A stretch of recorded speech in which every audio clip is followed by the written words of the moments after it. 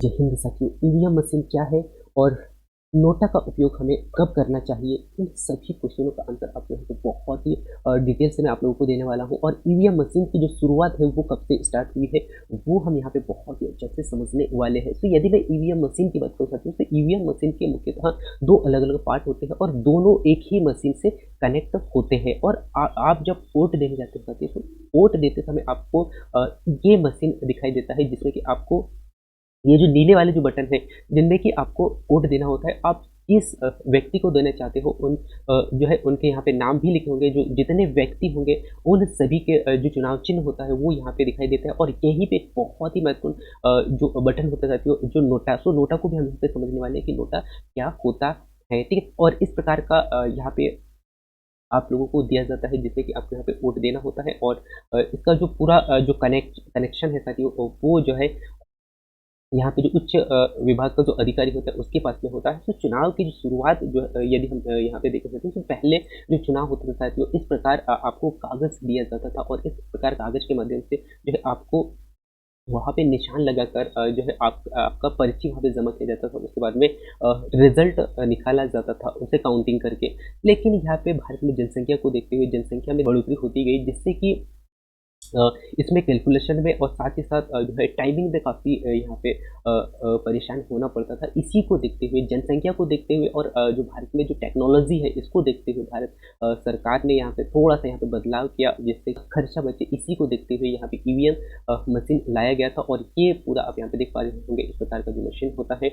इसके बाद में हम यहाँ पे चर्चा करते रहते हैं कि सबसे पहले जो है भारत में ईवीएम मशीन का उपयोग 1982 के दशक में, जो कि केरल के नॉर्थ ओवर विधानसभा क्षेत्र में किया गया था। जबकि 2004 ऐसा तो 2004 में लोकसभा चुनाव के बाद में भारत में प्रत्येक लोकसभा और राज्य विधानसभा में मतदान की जो प्रक्रिया है पूरी इसी तरीके से होने वाली है, जिसे इलेक्ट्रॉनिक वोटिंग मशीन कहा जाता है। इसके माध्यम से जो है 2004 से सभी जगह किया गया है। जैसे कि आप यहाँ पे देख भी पा रहे होंगे, लोकसभा चुनाव या विधानसभा चुनाव हो, इन सभी चुनावों का जो मतदान होगा अब वो होने वाला है ईवीएम मशीन से। और ये कब से लागू किया गया, तो 2004 से ये किया गया है, ठीक है। अब मैं थोड़ा-सा आप लोगों को गहराई में लेके चलना चाहती हूँ कि तो 1982 के दशक में ये प्रक्रिया यहाँ पे होती है और लगभग यहाँ पे जो है 543 543 संसदीय निर्वाचन क्षेत्र में से 8 जो है क्षेत्र में इसका उपयोग यहाँ पे किया गया था, जिसे वीवीपीएटी कहा जाता है। वीवीपीएटी क्या होता है साथियों? वोटर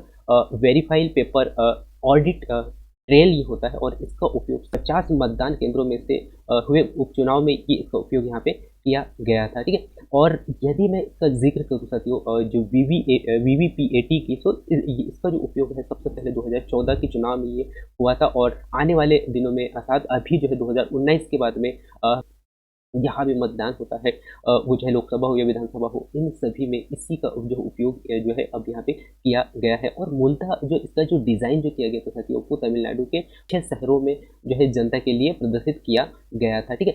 तो ये आपको यहाँ पे समझना होगा। इसके बाद में थोड़ा-सा मैं इसका गहराई में लेके चलता हूँ साथियों। तो 1980 के दशक में भारत में ईवीएम का आविष्कार जो है 15 अक्टूबर 1980 के दशक में इसे इलेक्ट्रॉनिक संचालित गणतंत्र मशीन के रूप में इसे पंजीकृत किया गया था, ठीक है। तो ये आप यहाँ पे देख चुके होंगे। इसके बाद में यदि मैं यहाँ पे चर्चा कर सकती हूँ, तो यह जो मशीन होता है ये 2 अलग-अलग पार्टों में होता है। वो कौन-कौन सा पार्ट होता है? एक होता है साथियों, ये आप देख पा रहे होंगे, इसे कहा जाता है कंट्रोल यूनिट। और ये वाला जो पार्ट होता है इसे कहा जाता है वोटिंग यूनिट। और ये दोनों को एक जो है 5 मीटर वायर से क्या किया जाता है, कनेक्ट किया जाता है। और ये जो वोटिंग जो यूनिट होती है ये मतदान कक्ष में होती है, जिसमें कि आपको वोट यहाँ पे देना होता है। और यहीं पे यदि मैं बात करूँ कंट्रोल यूनिट की, तो कंट्रोल यूनिट जो है मतदान अधिकारी के पास में ये होता है और ये पूरा कंट्रोल करके इसे रखने का काम करता है, ठीक है। अब यदि मैं यहाँ पे बात करूँ साथियों, इसमें अलग-अलग बटन्स होते हैं, उनको हम थोड़ा-सा यहाँ पे नज़र डाल देते हैं। तो ये होते हैं साथियों कंट्रोल यूनिट, है ना? तो ये कंट्रोल यूनिट होता है और ये ही होता है आपका मतदान मशीन है। जो ये जो मशीन होता है इसमें 16 सदस्यों का जो नाम है यहाँ पे एक साथ आ सकता है। एक मशीन में कितने 16 सदस्यों का नाम होता है।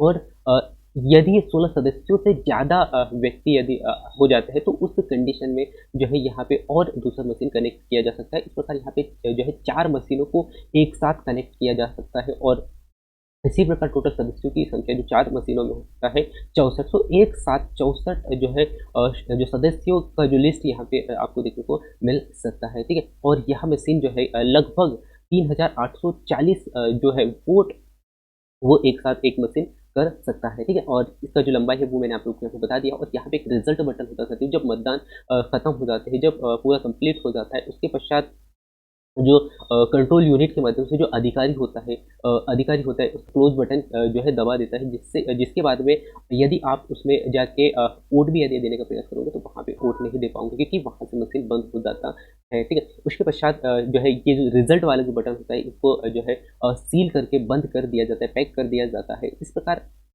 जो है यहाँ पे कंप्लीट करके जो है मतदान केंद्र में लेके जाया जाता है और वहाँ पे काउंटिंग किया जाता है। तो यहाँ पे आपने देखा साथियों जो है वोटिंग जो है मशीन को आप अच्छे से समझे होंगे और ये पूरा प्रोसेस होता है जिसमें कि आपको यहाँ पे अंदर जाके है ना, यहाँ पे अंदर जाके आपको यहाँ पे वोट देना होता है और तो ये आप देख पाए होंगे। अब बहुत बार होता है क्या साथियों कि हमारा मन नहीं होता है कि हम किसी को वोट दें, तो उस कंडीशन में आपको यहाँ पे एक ऑप्शन दिया गया है नोटा का। सो यदि आप किसी को भी वोट नहीं देना चाहते हो तो आपको यहाँ पे एक बटन दिखाई देगा जो सबसे लास्ट में होगा जो कि नोटा लिखा होगा, ठीक है? तो यहाँ पे आप जाके क्लिक कर दोगे जिससे कि आप जो है आपकी गिनती उसमें हो तो जाती है लेकिन उसमें काउंटिंग नहीं किया जाता है, ठीक है? तो ये जो आप यहाँ पे समझ चुके होंगे और नोटा मीन्स क्या होता है तो नॉन ऑफ द अबाउट मतलब किसी भी यानी कि किसी भी कैंडिडेट को वोट नहीं देना है तो उस कंडीशन में आप नोटा को क्लिक कर सकते हैं, ठीक है? तो यहाँ पे आपने समझा नोटा क्या है और ईवीएम मशीन क्या होता है, इन सभी के बारे में मैंने आप लोगों को यहाँ पे बहुत अच्छे से डिटेल में